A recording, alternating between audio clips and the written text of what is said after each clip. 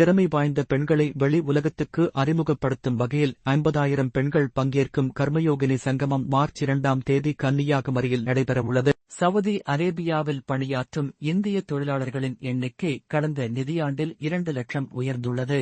பழைய ஓய்வூதிய திட்டம், பங்களிப்பு ஓய்வூதிய திட்டம் மற்றும் ஒருங்கிணைந்த ஓய்வூதிய திட்டம் ஆகிய 3 ஓய்வூதிய திட்டங்கள் குறித்து விரிவாக ஆராய்ந்திட 3 அதிகாரிகள் கொண்ட குழுவை அமைத்து தமிழ்நாடு அரசு உத்தரவு. சட்டவிரோதமாக குடியேறிய இந்தியர்களில் முதல் கட்டமாக குறிப்பிட்ட எண்ணிக்கையிலானோரை அமெரிக்காவின் C-17 ராணுவ விமானம் மூலம் அந்த நாட்டிலிருந்து திருப்பி அனுப்பப்பட்டுள்ளதாக அமெரிக்க தூதரகம் தெரிவித்துள்ளது.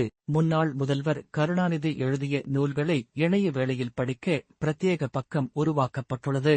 கலைஞர் கருவூலம் என பெயரிடப்பட்டுள்ள இந்த பக்கத்தில் கருணாநிதியின் அனைத்து படைப்புகள் குறித்த விவரங்களை தெரிந்து கொள்ளலாம். கூட்டுறவு சங்கங்களுக்கு திறன் மிகுந்த பணியாளர்களை உருவாக்கும் நோக்கில் புதிதாக கூட்டுறவு சங்க பல்கலைக்கழகம் ஒன்றை உருவாக்க மக்களவையில் மசோதா தாக்கல் செய்யப்பட்டுள்ளது. மாவோயிஸ்டுகளால் பாதித்த பகுதிகளில் போதை செடிகளை வளர்ப்பதை தடுப்பதற்காக ஜார்க்கண்ட் காவல்துறை சாக்லேட் பார் என்ற திட்டத்தை தொடங்கியுள்ளது. நாட்டிலேயே முதன்முறையாக ஆந்திர பிரதேச மாநிலம் சுமார் 161 வகையான குடிமை சேவைகளை வழங்கக்கூடிய மனமித்ரா என்ற பெயரில் அமைந்த வாட்ஸ்அப் ஆளுகை விவரங்கள் சார்ந்த வசதியினை அறிமுகப்படுத்தியுள்ளது. மேலும் இதுபோன்ற செய்திகளுக்கு எங்களின் இன்ஸ்டாகிராம் பக்கத்தை பின்தொடரவும். நன்றி.